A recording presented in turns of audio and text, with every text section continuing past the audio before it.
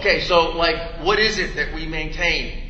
You know, something that we get all the time is, well, what's your practical solution? I got an easy answer for you, one word: veganism. That's the only thing you need to know. What we need to do, you need to be, if you're an animal person, you need to be vegan. Once you're vegan, then what you do is go out there and educate anybody and everybody you can. If every one of us turned one person on to veganism in the next year, we could change the world in a decade. But you know what I do and I love doing? I talk to people all the time. You know, when I'm at the grocery store and people say, wow, you got a lot of vegetables. I say, yeah, I'm a vegan. And, you know, I have all sorts of conversations. I have conversations when I'm getting gasoline at the gas station. You know. One of the more bizarre, unannounced contrasts within the philosophy of Gary Francione is between his seemingly over-the-top radicalism in constantly comparing the future prospects for veganism to the history of the abolition of slavery. And very specifically, he uses a sort of fabled narrative of how slavery was supposedly abolished in the southern United States, without reference to the broader story of the British Empire, without comparative reference to, say, Haiti, the French Empire, Sri Lanka, Thailand, any other country or culture's experience with how slavery was abolished. But this very simplified, succinct narrative that he uses to justify the rejection of any form of compromise, pragmatic cooperation, etc., etc. He uses to vilify single-issue causes, etc., etc. But there is a contrast between that and this somewhat ridiculously humble praxis of his saying, well, you know, strike up conversations with people at the gas station, strike up conversations with people at the grocery store, and that's the way veganism is going to progress. Is that the way slavery was abolished? With a bunch of conversations at the grocery store? Is it? I don't think so. Bottom line is, if slavery's bad, you don't promote humane slavery, you promote the abolition of slavery. You know, and I don't think it was people who refused to own slaves going to the grocery store and having these polite conversations that Gary Francione reports he has with strangers that spread the idea of people not owning slaves. I think that skips over a few crucial details, even within America's history of how slavery was abolished, such as, you know, a civil war you might or might not have heard of with unbelievable body count. And a whole political process even before that civil war that changed the American, you know, political party system, etc., etc., a debate that tore the nation apart, but definitely tore apart the House of Congress, and then, as you know, resulted in war and death and dismemberment beyond imagining. If the abolition of slavery, and specifically the abolition of slavery in the United States only, an Americocentric narrative, if that's your model for social change, why do you abandon it now when you switch to pragmatic action vegans are supposed to take? Why does it become a bunch of polite conversations? This is actually a profound absurdity. It's a profound incoherence. But to switch from this somewhat extreme example of how slavery was abolished to an example that I think is much more useful to compare to the current and ongoing history of veganism, how about the history of gay rights? Do you think that's how gay rights in any successful country, not every country in the world has gay rights been a success in, but if you look at any country where the gay rights movement has been successful, was their method having polite conversations at the grocery store? Is that what did it? Was it a bunch of people at the gas station, the grocery store, having a polite conversation and saying, hey, you know, my people have been persecuted. We've been literally, you know, tied to a stick and burned to death by the Catholic Church historically. This has been treated as a sin.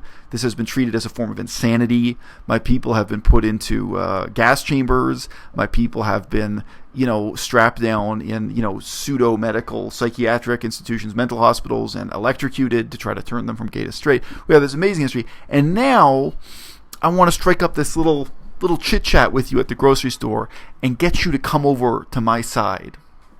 And it's worth phrasing it that way, because it's not even clear in that context at the grocery store what coming over to my side would really mean. You know, what can straight people do to help gay people in a country where that struggle is still ongoing, where those legal changes haven't happened, and so on.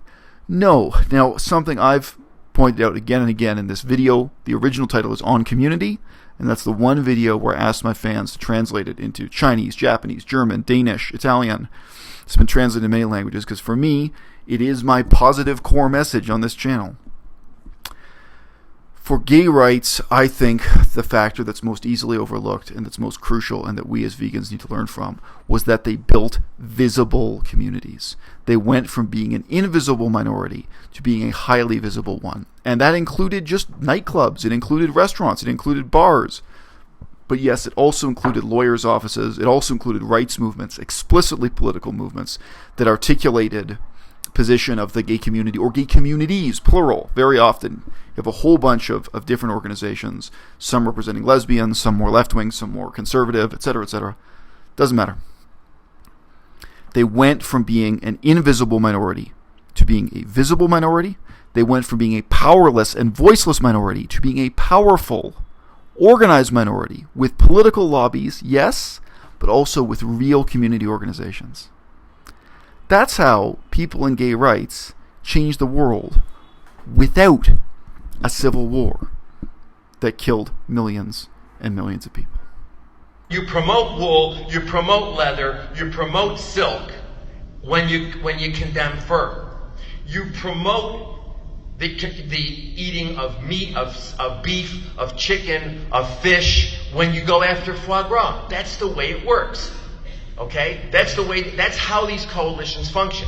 For example, race-based slavery in the United States. People came to the recognition that if humans were chattel slaves, they existed completely outside the moral and legal community. Slavery was wrong. All humans should be treated as persons, i.e., all humans, whatever their personal characteristics, whatever other interests of theirs we protected, they should all be regarded as persons, i.e., beings whose interests mattered morally and who had intrinsic or inherent value. And as long as humans were slaves, they could not have intrinsic or inherent value. They only had external or extrinsic value. Okay? And so we abolished slavery. Principle 1, abolitionists maintain that all sentient beings, human or non-human, have one right, the basic right not to be treated as the property of others. Now, I'm tempted to leave this video there to keep it short and sweet and succinct and to the point, but I think one of the other fundamental misconceptions that Gary Francione has popularized is that property itself as a legal concept is the problem, because property is what dehumanizes a slave. And again, in this simplified history of just southern United States, no interest in slavery in any other culture in the world, any other part of the world's history. It's problematic. Property itself becomes demonized, and the abolition of this legal concept of property is presented as this overly simplistic solution. Well, I don't know, Gary Francione is supposedly a lawyer, but he may be a lawyer with a very narrow interest, or he may be intentionally misrepresenting things to make his case sound stronger. That's not the way property works at all. If you own an historical building, a building of some artistic significance, some historical significance, you can't do anything without getting the government's permission. You can't renovate, you can't take down a wall, you can't put in a new window, you can't adjust the level of the windowsill. You'd be amazed. It depends on where you live. If you're living in Europe, almost anywhere in Europe, you'll know what I'm talking about. Owning property does not mean that you have the right to take that property and throw it in the garbage. In fact, there are many, many categories of property, including land itself, where the legal restrictions and guidance provided to people of the government is extensive. If you buy a statue that is of some historical value and then you destroy the statue, you may indeed be committing a crime. Now, we had a proposal put to our Senate in Canada. It's the Canadian Senate, Canadian parliamentary system.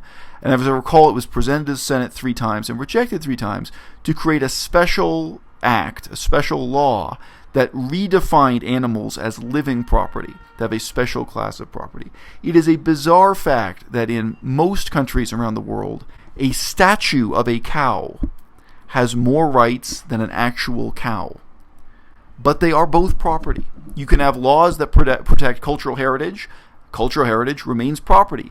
I mean, again, almost every country in the world, every wealthy country, except for extremely poor countries in the world, they have some laws that protect architecture as cultural heritage. The physical structure of the building, decorative elements, can be a painting on the wall, it can be a fresco. The fact that you own that, whether you own the whole building or one object like this, does not actually give you any of the rights he's talking about here. And the reality is that the status of animals is in some ways much more of a problem, like cultural heritage in this sense, because animals do not have their own voice. They cannot go to court and represent their own opinions and interests the way slaves can. Especially if you liberate slaves and educate slaves, slaves can go to court and speak for themselves. In fact, in the present and the future, what we really need, especially if we're talking about the next 10 years, next 30 years, talking about my lifetime, I don't really want utopian solutions that are for 500 years in the future. I want to talk about now. I want to talk about me before I'm in the grave. Yes, we can have pragmatic, down-to-earth laws under which animals are still property, but where, like cultural heritage, there are special legal guidelines, there are special considerations that make them fundamentally different from a block of wood, say already true of many, many classes of property. And of course, in some ways also, all of these questions link to wildlife management, habitat conservation, and the preservation of a forest, whether it's public property or private property. We're still talking about property. Land, trees, wood, birds in the forest. I'm sorry, I know there's this yearning, sort of immature reaction to say, oh, well, the problem is that we use the word property to describe these things, and if only we can abolish the concept of property, then all of these problems will disappear. But it's just not true. In reality, we're looking at a long, slow series of halfway steps and, laws that adjust and refine the definition of property so that, yes, there's some protection for an ape that has been taken out of the jungle, put into a laboratory, and tortured for years. Who is going to speak for that ape? The ape can't speak for himself or herself. It may seem to you an inherent crime to label this ape property, but I've got to tell you, my concern is with the pragmatic steps for how that ape actually has rights that can be exercised. Because ultimately, those rights have to be exercised by human beings on that ape's behalf. Ultimately, human beings have to enforce the regulations for a forest. Somebody has to patrol the forest. Somebody has to notice if the trees are cut down. Somebody has to take scientific measurements of the water in the river and go to a court and prove that somebody else is polluting it, etc., etc. There is just no sense in which you can remove the stain of this word property and then expect the liberated slaves to speak for themselves. It is a false analogy at best. It's misleading in the extreme. And it also proceeds from a Eurocentric and basically America-centric notion of the history of slavery, and one that massively oversimplifies the reality of what property is in our society today. À-bas-le-ciel.